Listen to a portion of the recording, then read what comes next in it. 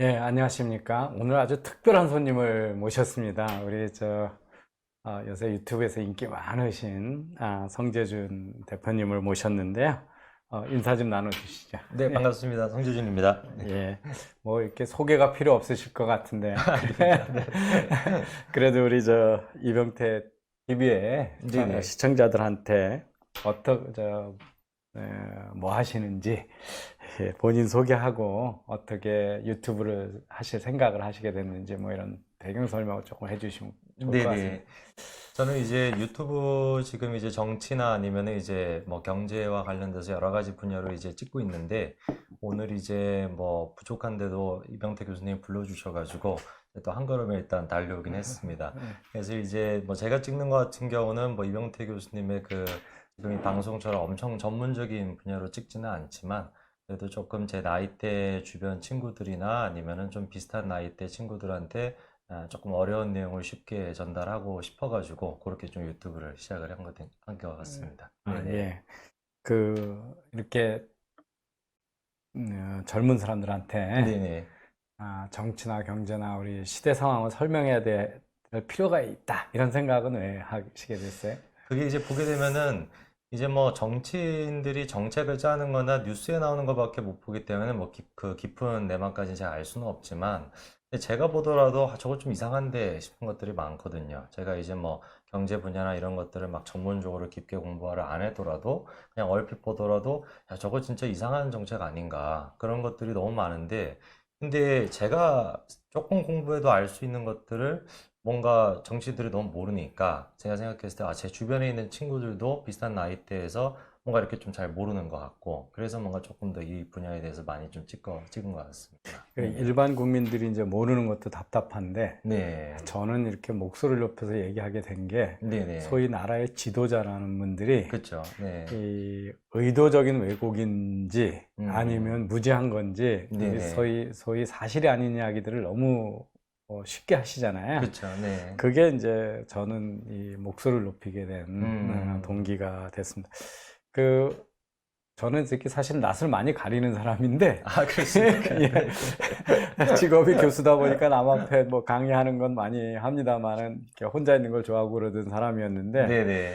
이 정규제 TV서부터 시작해서 펜앤마이크 또 네네. 이병태 TV 또 뭐 그러면서 이제 공중파나 뭐 케이블 음. TV, TV에도 많이 나가고 뭐 국회 가서 또 뭐 한바탕 하고 뭐 그쵸. 이러면서 네네. 너무 인상 이 깊게 봤습니다. 이제 네네. 그게 세상에 저를 아는 분들이 많아지니까 네네. 가끔은 이게 상당히 당황스럽거든요. 그래서 네네. 뭐 등산을 갔는데 뭐 거기서도 알아봐 주시는 분도 아, 있고 네네. 지하철 타면서도 그렇고 막 그런데 네네. 우리 성 대표께서도 요새 스타 유튜버로 아닙니다. 얼굴이 많이 알려지셔가지고 네네. 특히 이제 그 구독자가 많은 펜앤마이크 뭐 거기서도 하시고 네. 그러니까 뭐 이렇게 네네. 바뀐 살아가면서 뭐 불편하신 거나 뭐 아, 바뀐 거 뭐 이런 게 좀 있으신가요?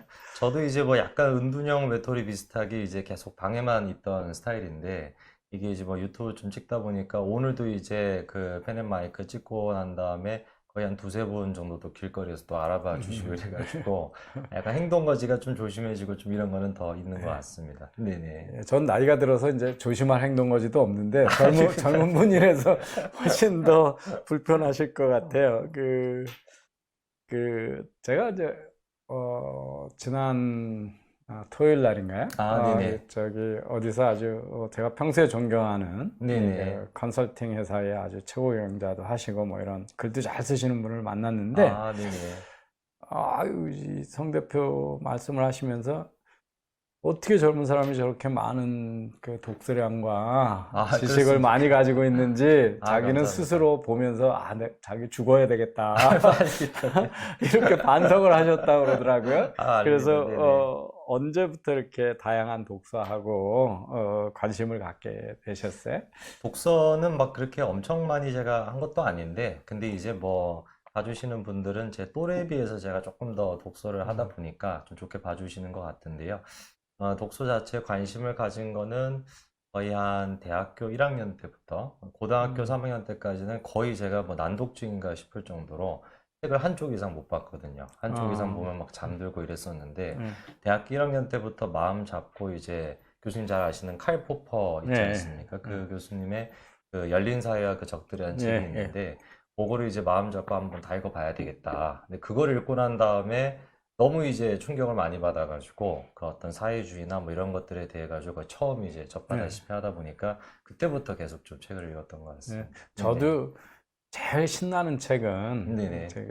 제가 잘못 생각하고 있거나 음. 모르고 있던 거에서 전혀 반대적인 그 반전의 그쵸. 네. 막 희열을 느끼는 것들이 있잖아요. 그죠? 네네네. 세상의 흐름의 이치를 설명하는 뭐 네네. 그런 것들인데 그런 계기가 이제 칼 포퍼의 책이셨는가 봐요. 네네, 그죠? 맞습니다. 예, 네. 예. 그 이후로는 이제 그런 비슷한 책을 많이 읽으신 건가요? 네, 그래서 칼 포퍼 책 보면은 워낙에 이제 뭐 인용하는 것들이 또 많다 보니까 뭔가 자주 인용되는 학자들이나 책을 한번 또 사서 또 읽어보기도 하고 이렇게 하다 보니까 계속 그렇게 확장이 좀 예, 예. 됐던 것 이제 같습니다. 책 네네. 독서가 독서를 낳고 그러죠. 그쵸. 그죠? 네네. 예. 그래서 제 아들놈도 아주 어린데 유튜브에서 뭘 이렇게 하다가 보니까 그 뭐 막스에 대해서 하다 보니까 헤겔을 공부하게 되고 막 헤겔을 하니까 막 그렇습니까? 이렇게 해가지고 네네. 고등학교 때 보니까 이렇게 네네. 막 그 전선이 확대되는 거죠. 예, 그러면서 독서의 취미에 빠져드는 경우가 있는데 그래서 네네. 그러셨던 것 같아요. 교수님 닮아가지고 굉장히 좀 머리가 비상한 것 같아요. 이, 지금 한국 현실에 대해서 어떻게 진단을 하고 계세요? 어제 이제 제가 또 라이브 방송으로 봤었는데 어제 한 저녁 한 11시 한 50분인가 그때 돼가지고 패스트트랙 이제 그게 또 가결이 네, 돼가지고 저도 봤습니다, 잠깐. 네, 그렇죠. 네. 그래서 그런 모습 보면서 너무 답답하게 느끼는 것이 뭐냐면 이제 실질적으로 그 내막을 봤었을 때 이게 헌법 파괴고 민주주의에 대한 파괴인데 일반 국민들이 그냥 아무 생각 없이 봤었을 때는 그냥 뭐 자유한국당이 그냥 아무 생각 없이 뭔가 막고 있다. 또 국회의 어떤 폭력이다. 이런 식으로만 생각을 또 하시고 그게 이제 또 청원으로 무슨 또 오늘 보니까 100만 명 또 넘었다 예. 하더라고요. 네, 그런 이렇게 현상들을 쭉 보면은 뭐 이제 뭐 제가 뭐 큰 힘이 있는 건 아니지만 그래도 참 일반 시민으로 봐도 참 답답함을 요즘 좀 많이 예, 느낍니다. 저도 네네. 이제 대한민국에 지금 이슈가 그렇게 없나, 그죠? 그쵸. 예, 네. 훨씬 중요한 밥 먹고 사는 이슈, 그쵸. 그다음에 네. 안보, 뭐 그다음에 남북 관계, 뭐 수많은 이슈가 있는데 이거는 정치하는 사람들의 이해를 위해서 지금 목숨을 그러니까요. 걸은 거잖아요. 예. 네네. 그리고 지금 말씀하신 대로 형식은 국회의 절차법이나 규범을 이제 야당이 어기는 것처럼 보이는데 우리가 사회가 지켜야 될 그 원리나 원칙, 규범이라는 거는 상당히 여러 가지가 그러니까요. 있는데 네네. 국회 절차법 이전에 아까도 얘기했지만 헌법의 네네. 그 질서 라든지 또 하나는 지금까지 이 의석수를 변경시키거나 선거법은 다 이게 게임의 법칙이기 때문에 그러니까요. 일방적으로 몰아붙인 법이 없잖아요. 그죠? 그쵸. 네. 그런 거를 우리가 보통 이제 관행이라고 하는 건데 네. 그것도 상당히 중요한 상당히 게임 당사자들이 룰에 합의하는 상당히 어렵게 우리나라에 그렇게 안정적으로 유지해왔던 규범 같은 게 없는데 그런 것도 이제 무너지고 있는 건데 이제 진영 논리에 쌓여가지고 뭐 절차법을 어겼다 뭐 이런. 그리고 우리 사회는 모든 걸 이렇게 혈통주의적으로 생각하는 것 같아요. 그래서 그러니까 뭐 지금 야당 보수 야당을 싫어하는 사람들은 과거 보수 정권의 그게 다 이들의 책임이라는 그러니까요. 거로 네. 얘기를 하죠. 그러니까 네네. 뭐 그거는 보수 쪽에서도 비슷한데 그래서 당신들은 뭐 박정희 때 유신 독재를 소위 승계한 정당 뭐 이렇게 얘기를 하죠. 근데 그게 어떻게 해서 그 독재를 승계를 하게 되나요? 그죠? 그 혈통을 타고 새끼를 치는 것도 아니고 유산을 참 네. 그때 사람들은 그때 사회에서 그런 결정을 하고 다 네. 퇴장을 한 거고 사회가 네. 진화하면서 새로운 정치를 하는데 그래서 그냥 싫은 사람들은 역사적 뭐 그걸 이해찬 대표는 이제 뭐 2조 500년을 다 갖다 붙였더라고요. 네, 그래서 네. 뭐 정조 이후에 맞습니다. 500년은 네네. 그 구구 세력이 지배했던 네네. 아마 그래가지고 이해찬 당대표가 그때 정조 그때 이후로 뭐 노무현, 김대중, 문재인 세 대표 대통령을 빼놓고는 제외하고는 다 전부 다 극우가 극우다, 친일이다, 독재다 이렇게 해가지고 예, 참 그게 뭐 일반 그냥 뭐 시민의 얘기면은 그렇게 하고 뭐 넘어갈 텐데 예. 지금 뭐 집권 여당의 당대표가 그런 소리를 하니까 참 답답할 노릇입니다. 네. 그래서 뭐 그건 저기 다 온 국민이 지금 답답해하고 있는 그렇죠. 현실이고, 네. 이게 이제 뭐 스스로 청년이라고 생각하시나요? 저는 항상 청년이라고 생각하고 살아가는데 주변 분들은 다 이제 한 40대다 이렇게 봐주셔가지고 일단 마음은 청년으로 살아가고 있습니다. 예. 네네. 마음은 저도 청년입니다. 그래서 이게 저기 우리나라 이제 청년들이 사회에 대한 네네. 다른 나라에서도 뭐 보편적으로 일어나는 일이긴 하지만 청년 네네. 때는 늘 사회에 대해서 불만도 많고 뭐 그쵸. 불안감도 네. 크니까 그런데 네. 가장 불안해하고 제일 청년들이 걱정하는 이슈가 뭘까요? 아무래도 이제 20대 후반 이제 제 나이쯤 되면은 청년이 이제 들어간다면 이제 30대 이제 직장 찾고 이제 구직하고 이게 이제 가장 이슈가 될 것 같은데 원래 한 20대 후반이나 30대 이제 직장 막 준비하고 이럴 때는 세상 이치가 뭐 어떤지 경제가 뭐 어떤지 정체가 어떤지 이런 걸 잘 모르잖아요. 그렇죠?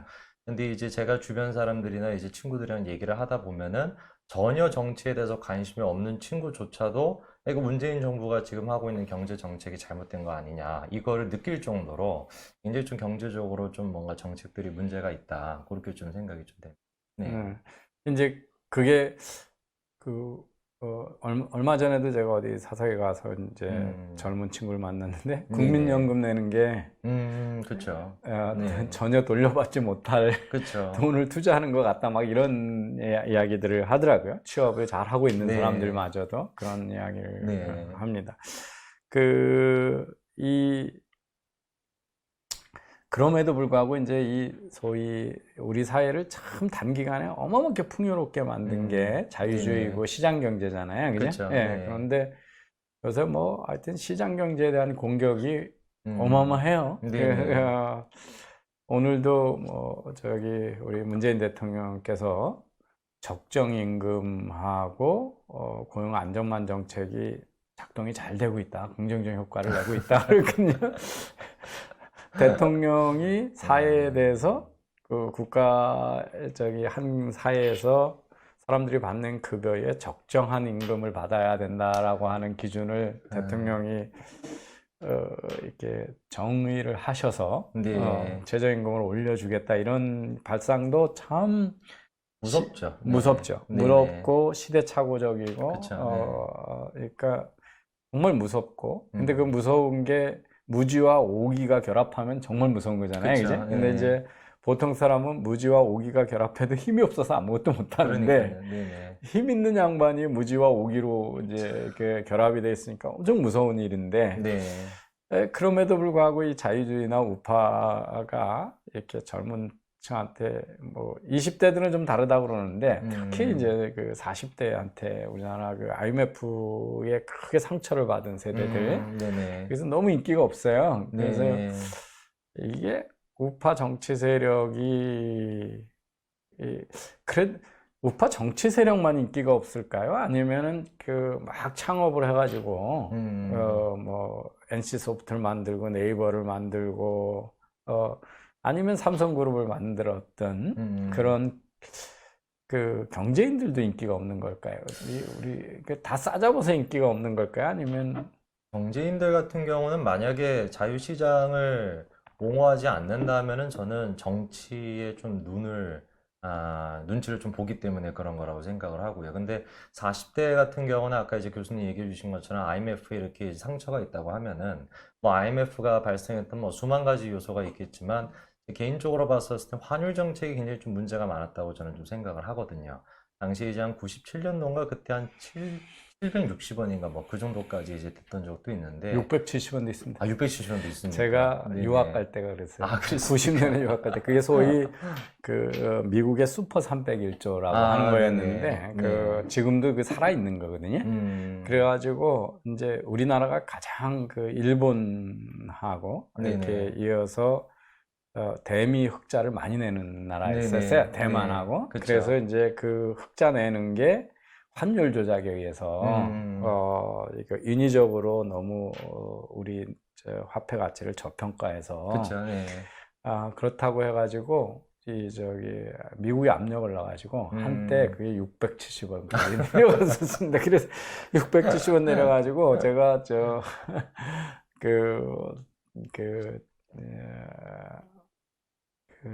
유학 갈 때 집사람하고 처대가 있었는데 네네. 세 명이 가면서 돈을 3,000불을 들고 갔어요. 아, 네네. 현금을. 네네. 근데 그게 그때 우리나라 돈으로 200만 원 정도였어요. 그 3,000불이 200만 원이 채 안 됐습니다. 670불이니까 700원이 안 되니까. 그쵸, 네.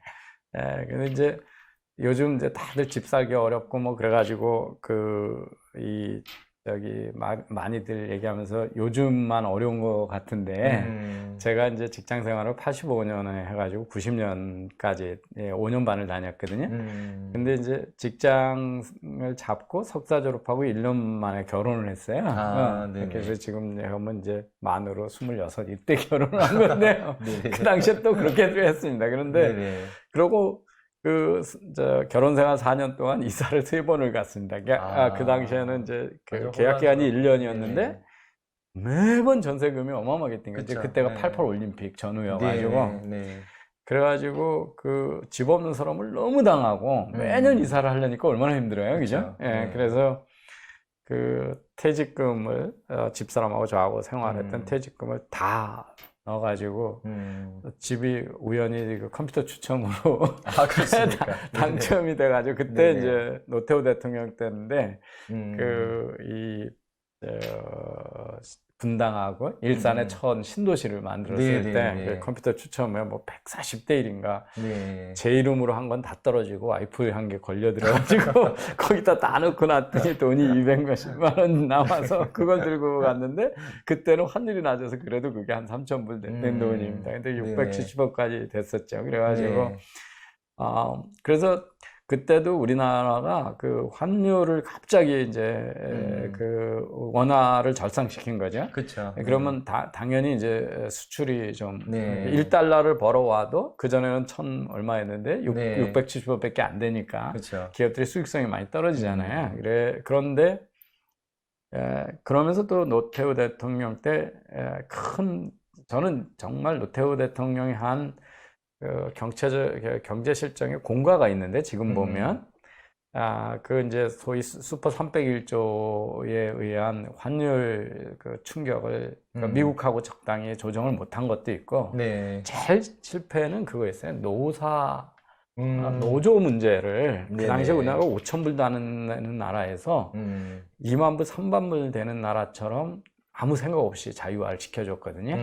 그러니까 이 직선 제조가 후에 그래서 그냥 지금의 나쁜 관행이 그때 다 생겼어요. 그래가지고 우리나라 경제가 이제 막 환율이 그렇게 돼가지고 막 해가지고 우리하고 대만이 비슷하게 막 불황의 조짐이 있었거든요. 그런데 우리나라에서 그 당시만 해도 뭐 많이 생산되는 게 아직도 지금 생각하면 참 상상할 수 없는 일인데 나이키 신발 이런 거 하청. 그러니까 그쵸. 요즘에 뭐 인도네시아나 베트남 정도의 공산품을 생산하던 나라거든요.